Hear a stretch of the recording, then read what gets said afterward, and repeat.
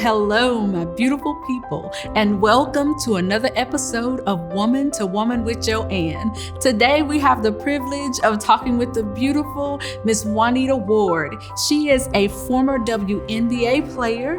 She is an author of the book, I Can, I Will Succeed, and she is the assistant women's basketball coach at Jackson State University. So y'all help me welcome the beautiful Miss Juanita Ward. Hello, everybody. And as y'all can see, we are here with the beautiful Miss Juanita Ward. And I am so excited to share her with you and share her journey and her story with the world. So Juanita, welcome to Woman with Joanne. Oh, thank you so much. It's such a pleasure being here. Awesome. Love seeing that beautiful smile and radiance is glowing. I'll tell you, it's one of those things that I say every single day. Mm-hmm. You know, for the joy of the Lord is my strength. Yes. This is the day that the Lord has made, and I will rejoice and be glad in it. Mm-hmm. And it gives me so much joy to know that I can get strength in each day. I think me and God have like this thing where we just wake up. I just wake up and I just go, "What's up, God? Oh, yeah. What's up, Jesus? What's up, Holy Spirit? What's up, guys?" Uh-huh. I need all of them to go with me through the day, right? And so it's such a blessing. It's such a pleasure. Awesome. You know, I get people asking all the time, "Why are you smiling so much? Like, why do you smile all the time?" Mm-hmm. Do you not know that we're going through a crisis? Do you not know that we're going through things?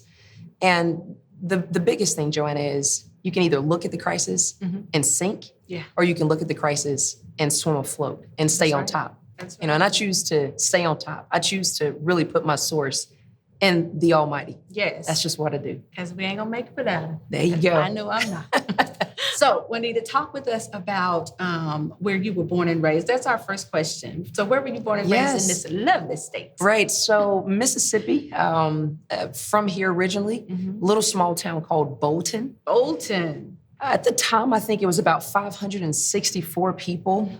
And I probably made the 564th person. Oh, yeah. The baby of 5 in my family.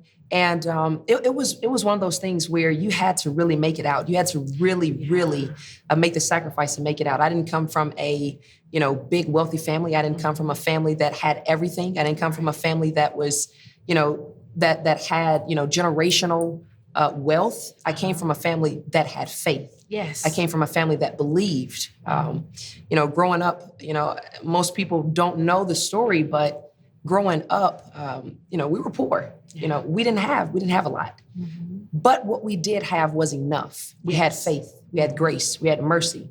And my mother and my father continue to instill those things inside of us. And, the foundation for my grandmother and my grandfather.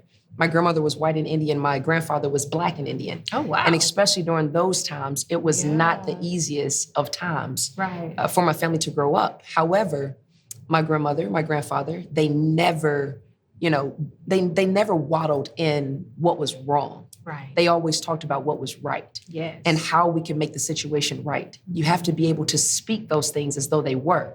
You have to be able to believe those things as though they were. Right. And my mother and my father always believed in the now faith. They didn't believe in the yesterday faith, the past faith, the, gonna be faith. They believed in the now faith because they spoke big, even when my mother and my father didn't have. Right. I often talk about the time of, us having a kerosene heater. And it was so cold at night. Everybody was in one room trying to stay warm. Lights were out. Mom and dad didn't have anything. And we'd done this for months and months and months and months and months. And, I woke up one day and I went to go use the ladies' room, and I thought the kerosene heater was the bed. And I laid on the kerosene heater face first, but luckily my arm was there to protect me. Mm-hmm. And my mother woke up and she smelled something burning, and she called my father, Thomas.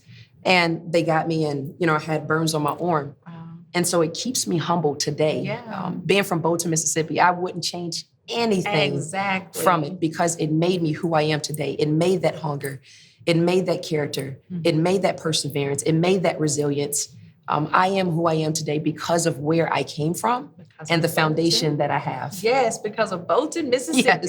Yes, for sure. So Juanita, talk to us about getting into, I want to talk about your high school days because you are a former WNBA star. I'm gonna call you a star because you're a star. But tell us how your basketball career started. A little girl, age of 3. My father played professional basketball. My brother played professional basketball. Awesome. My second oldest brother played professional basketball. And I was the third in my family to play professional basketball, the only female in the family. So it's 5 of us. Yes. 1 older sister and 3 boys, and then I'm the baby girl. And so for me, it was one of those things. My father had a motorcycle accident. And so my father, made a promise to God, and he said, if you heal me, I'll teach my sibling, I'll teach my children everything that I know. I'll teach them about life. I'll teach them about, basketball. I'll teach them how to make it out. Right. It was so important of the words that he spoke. Yes. And I kind of get choked up. I kind of get choked up talking about it because the words that he spoke, he said, if. There was a preacher back in the day that came to the house, and they used to do these house gatherings, where everybody come together and they sit and they pray and they talk. And it was a preacher that called my father to the front. My grandmother was there, and she went to the back and she said, Thomas, they want to talk to you up front. And my daddy had already told, God, my dad's giving God a proposition, right? Of course. My dad told God, he says, hey, if. And so about 3 times after my grandmother went to the back, my dad didn't get up because he saw his situation as his situation. Yeah.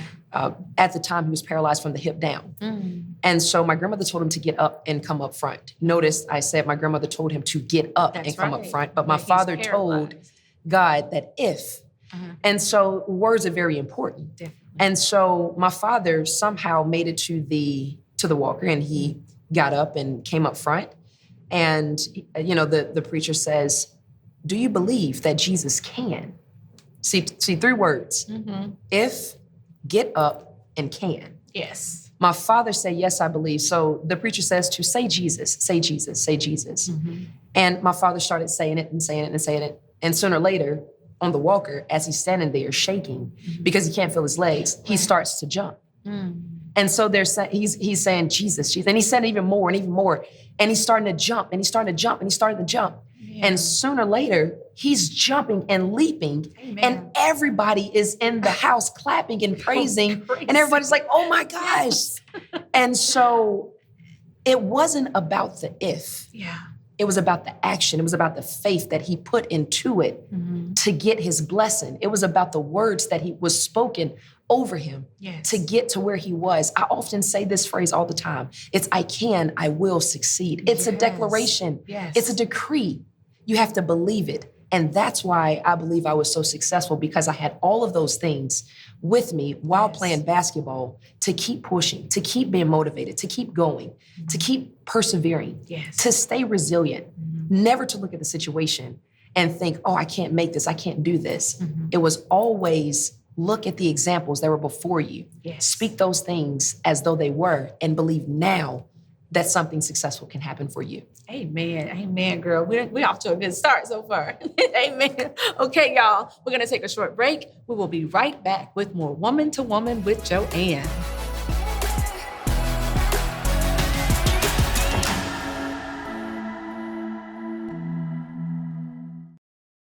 James Foundation presents the 5th annual Old School Party with a Purpose. Saturday, May 29th at the Mississippi Trademark Center in Jackson. On the deck, it's DJ Kid Capri. It's DJ and the legendary Wnba. Grab your old school gear and mask up. COVID guidelines strictly enforced. It's DJ Kid Capri and Wnba at the 5th annual Old School Party with a Purpose. Saturday, May 29th at the Mississippi Trademark Center in Jackson. Benefiting Stupid Community Services. Get tickets now at eventbrite.com. Okay, you guys, we are back. And of course, we're still here with the lovely Juanita Ward. So Juanita, talk with us about getting started in the WNBA. Tell us about your journey. What team did you start with when you started with the WNBA? So I started with Tulsa Shock. And Tulsa Shock. Well, actually, that was my team, Tulsa Shock. And, Tulsa had moved from 2 different locations. So they moved from Detroit Shocks to Tulsa. And now they're Dallas Wings. All right. And so it's a blessing because, it it was one of those things where I had an opportunity to really get a chance to experience that. Yes. You know, like I said, again, I'm big on speaking words that will help your future. Yes. When I was younger, I used to speak all the time. You know, I have a Nike contract, I have a Nike contract, I have a Nike contract. Woo! And sooner or later, sixth grade, I get a Nike contract. I go to Blue Williams. Right. I go to Blue Williams and I get a Nike contract. And so I would tell the kids that all the time. And, you know, following up on that, you know, seventh grade into my, I think it was eighth grade year, I had a Nike contract. Then eighth grade into ninth grade, going into 10th grade and 11th grade and 12th grade, I switched to Adidas. And an Adidas contract in high school. Awesome. And I would speak those things early. My mother used to tell me all the time, write it down, write it down. And it wasn't until she really showed me and the basic information before leaving Earth that it's there. It's right there printed. Yeah. The only thing you got to do is open it up. So she took me to Habakkuk 2. And it says, write the vision and make it plain. Yes. And so I did that. I used to write all the time. I used to scribble, if you will, like my autograph, right? So I would scribble on this paper, you know, the autograph. And my mom still has it today, that paper of me scribbling on the autograph. And true enough, it turned out that, you know, I had the opportunity to go and play in the WNBA and then go overseas and play and win championships. And it was quite the journey that I will do all over again if I had the opportunity. Awesome. It took me to some amazing places. Right. Bulgaria, Stara Zagora, Sofia, Ukraine, Israel. It took me to, you know, Russia, Nice, France, Germany, a lot of different places. Right. And, you know, I think I was more fascinated that I was there. Yes. Because, I mean, this little kid from Bolton, Mississippi, I mean, it wasn't even it's one of those, really? How in the world? But when you look back at it now, being a barrier breaker, being a woman that has been through, being a woman that understands what it's like to not have. Yes. I never use those as a crutch. Definitely. I use those as stepping stones to keep going up. Right. And because of the faith, because of the belief, it allowed me and afforded me an opportunity to play in the WNBA. Yes. One of the toppest leagues that you can play in for women's basketball. And so I'm so grateful. And I say this all the time. It's not about where you start. It's about where God is taking you and where you finish. I'm just a firm believer that your ladder will be greater than now. And so I believe that with all my heart. Yes. I stand on that. And I continue to push forward to that. Right. Well, tell me about being, because I know in the WNBA it's women, but tell me about that journey. How was it when it came to playing in the league? How were men like, you know how men, they say, women playing basketball ain't real or whatever. You know, I've heard that sometimes. Talk to me about that. Well, you know, for us, for women, it's never a competition between men and women. Right. It's never a competition of who's better and who's not. Yes. At the end of the day, we both have basketballs. You know, we both shoot on the same goal. You know? They're at the same height. You know, the only difference is, you know, the girls' basketballs are a little bit smaller than the guys' basketballs.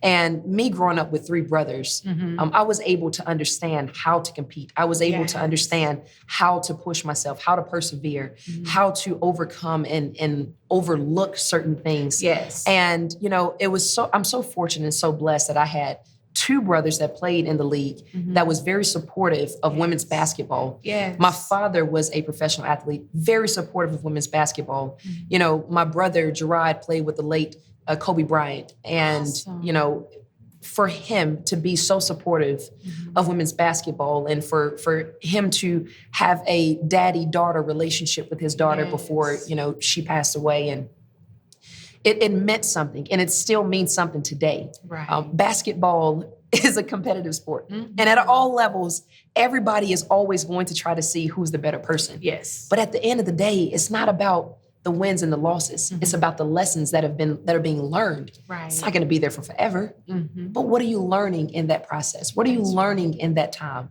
How is it growing you? How is it making you become a better person? How are you able to know who you are? And for myself, it was an incredible experience. Yes. And I still talk to my coaches. Awesome. I still talk to the players. We still have a great relationship. Yes. I develop enormous amount of sisters.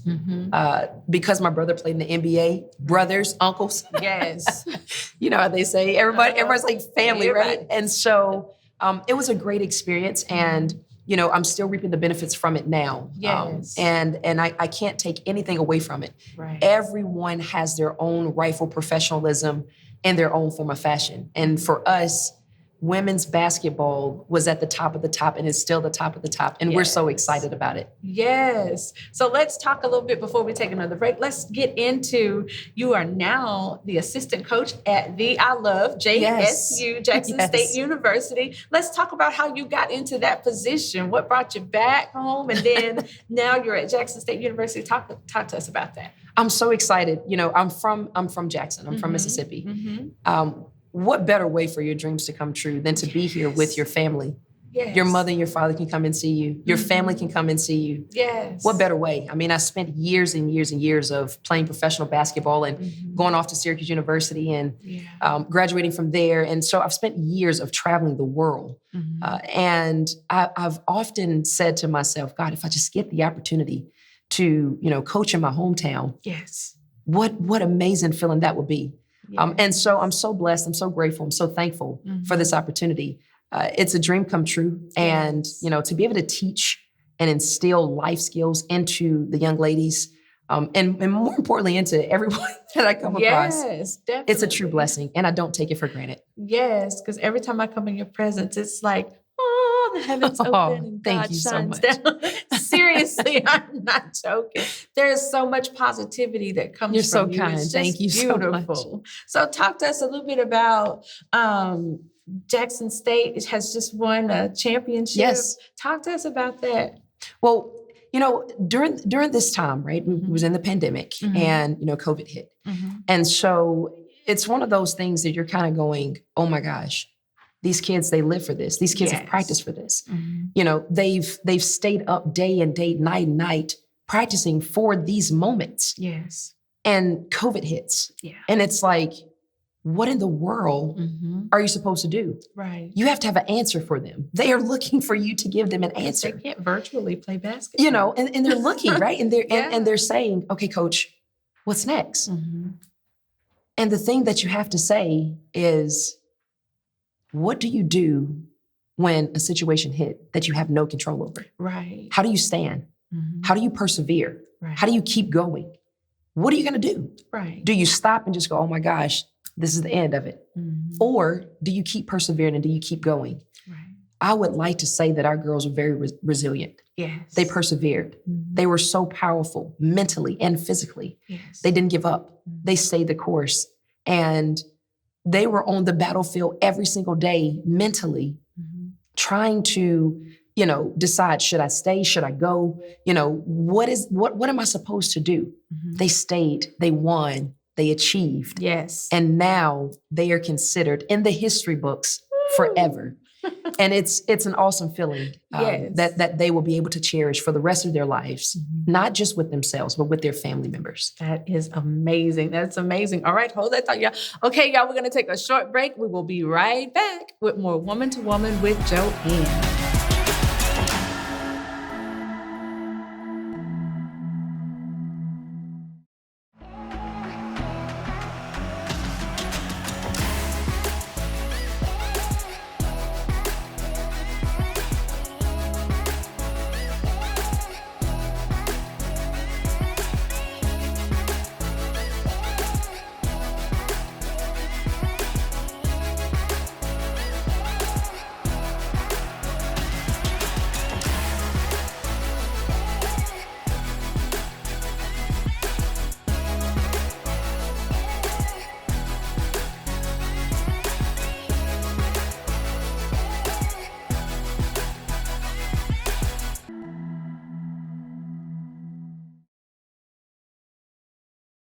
During a public health crisis, it can be hard for those facing domestic abuse to know what to do. Being confined in the same space as an abuser can increase threats to safety, and leaving an abusive relationship during a crisis can be even more difficult than normal. You can help. Ask them how they want to connect and be creative. Be supportive and believe them. Help them think through how to stay safe. Following these tips, You can help victims of domestic violence stay safe during COVID-19. Okay, you guys, we are back. And of course, we're still here with the lovely Miss Juanita Ward. So Juanita, let's talk about this book. You are now a published author. Yes. So talk to us about the title of your book, I Can, I Will Succeed. I was so passionate about this book. My grandmother used to tell me all the time, you're going to write a book. You're going to write a book. And when she told me that, at a young age, I was saying, no, I'm not. No, I'm not. My English teacher told me, she said, one day you're going to write a book. I told her, I said, I don't even really like English. So how am I going to write a book? Right. And it was so interesting that I began to love English. And then years later, I wrote a book. Right. And, it's not about the words. It's not about, how the stories that are in the book, which is, I think they're incredible. Yes. It's truly about believing. I often go back to Hebrews 11:1. Yes. Now faith is the substance of things hoped for, the evidence of things not seen. When you look at the book, you see the ocean. Yes. Well, first you see the words, I can, I will succeed. Then you start to see the ocean and you start to see the background of it. Yes. But if you look closely, I see it. you see the footprints. I see the footprints. In order to do what you say you're going to do, in order to do what's been spoken over you positively, you have to walk it out. Yes. And the thing about it is the footprints are so important. Yeah. When you go back and you look at Peter, Jesus called Peter out of the boat onto the water. Right. And Jesus held his hand out and he says, just come to me. I have everything that you need. I have everything that you want. You have to believe that I can give it to you. You have to believe that someone believes in you. You have to go and get it. Yes. And it was the footprints that got me, because when Peter started to walk, he started to actually see the natural and not the spiritual, not what people told him that he was going to be, people that believed in him, people that spoke life over him. He started to see the natural and not believe the now. And the only thing he had to do was keep his eyes on the prize. Yes. And that's the importance. Are we keeping our eyes on the prize? Right. Are we keeping our eyes on things above? Right. Are we looking at our circumstances and saying, I'm sinking, I'm drowning, I'm never going to make it. Right. This crisis is going on. This situation is going on. The pandemic has me down. The pandemic has hit everybody. Yes. Everything that's going on in the world is affecting everyone. It's about how you allow that to affect you. Definitely. And what I did was I said, you know what better time than now during the pandemic to publish the book. Because if I'm going to believe that he said that he can do and he will do, I have to put my faith to action. I have to put it to work. I got to test this thing out. Yes. It's not about if I just say I believe, it's about actually doing what I said. Right.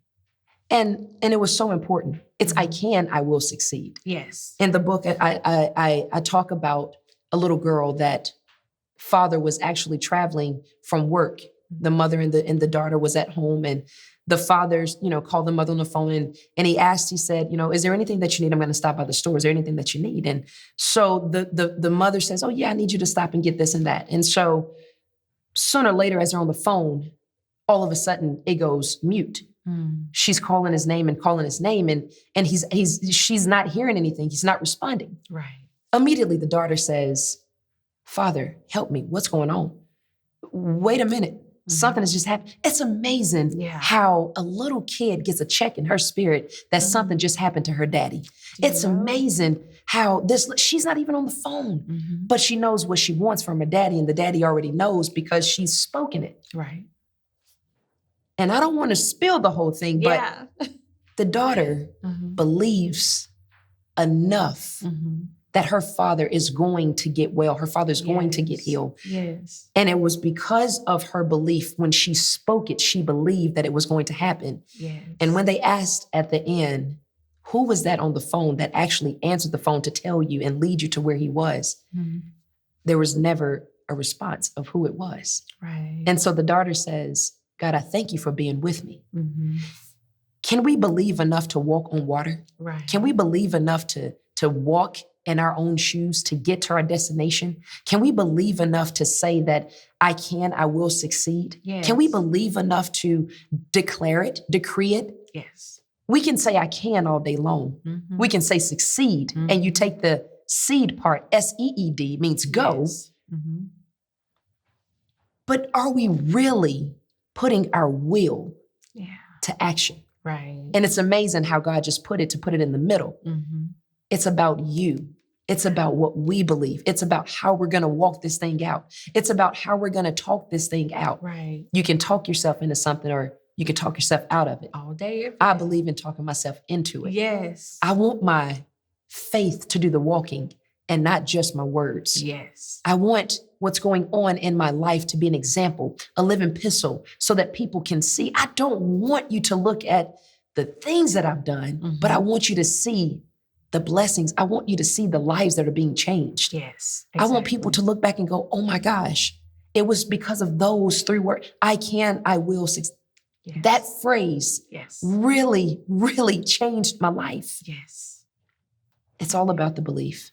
It's all about the digging down deep. Mm. Don't just look at the water. Walk on top of the water. Amen. Amen, girl. we could just close it out right here. Speak. Well, the last thing I want to do, that was absolutely amazing. What advice would you give to a young lady who's interested in becoming a WNBA player? What steps should she take, or how should she, start to do that? What advice do you have for her?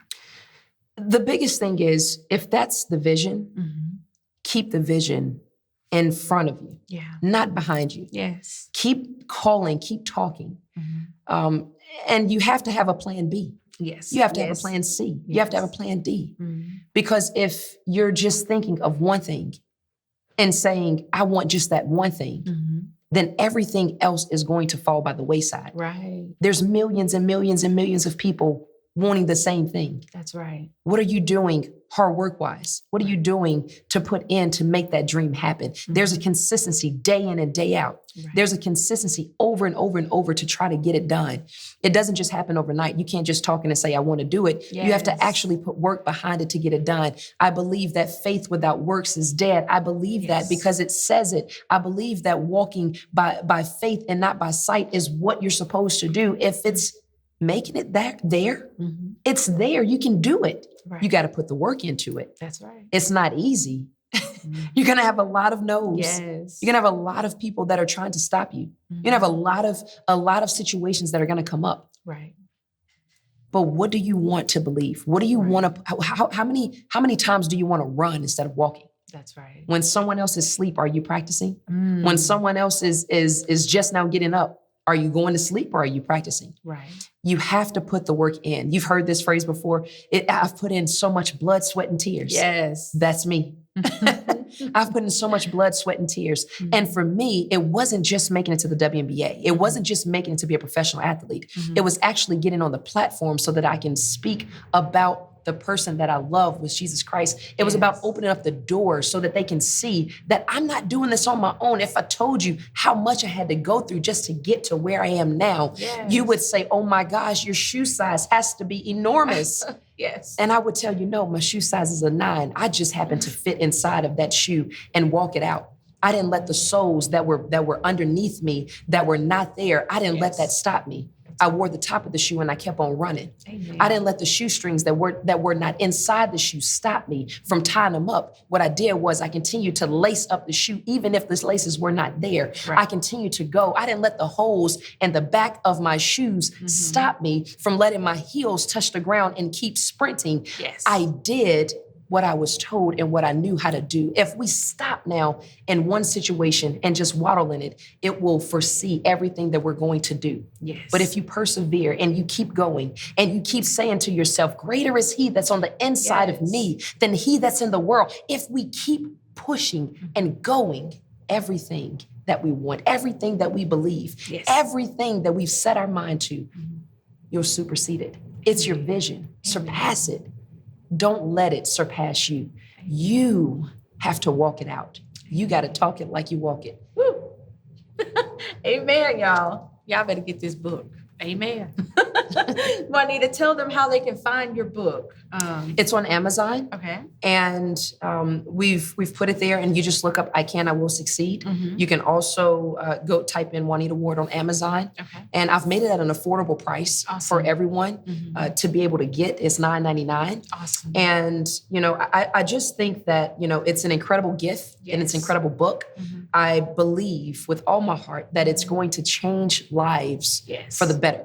Thus far, we've had companies to use the book as a teaching tool. Awesome. We've had churches to do a study in their churches with the book. We've had, different places to publicize the book and put the book up.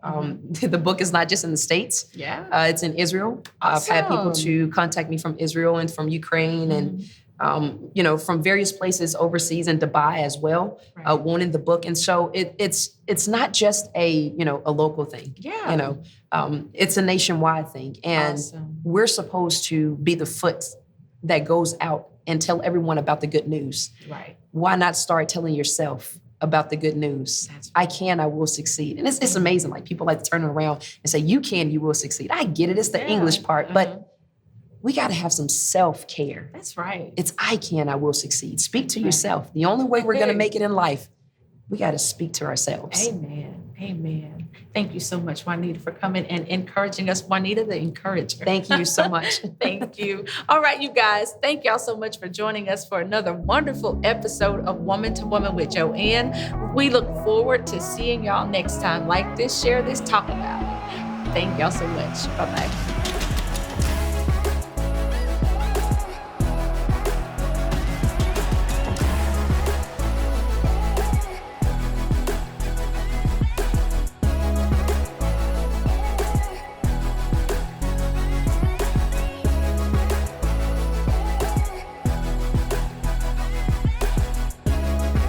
If you would like to be a guest on the show, or if you'd like to sponsor an episode, please reach out to us. You can email us at joanne@womantowomanwithjoanne.com.